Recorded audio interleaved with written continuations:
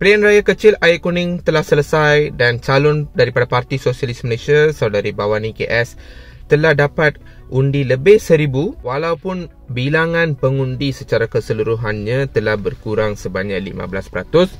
Parti Sosialis Malaysia mengambil undi ini, bilangan undi yang kami terima ni secara positif, sebab total undi yang kami terima adalah double daripada apa yang telah kami terima pada pilihan raya umum yang lepas.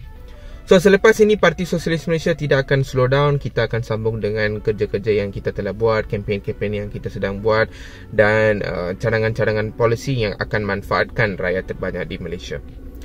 So, program seterusnya adalah Parti Sosialis Malaysia bersama-sama dengan gabungan Marhain dan pelbagai jaringan masyarakat termasuklah mahasiswa, petani, pekerja ladang, pekebun-pekebun kecil dan ramai lagi akan turun ke jalan raya pada 1 Mei 2025 pada pagi 9.30 untuk menyambut Hari Pekerja. Kita akan berarak dari Pasar Seni ke Dataran Merdeka.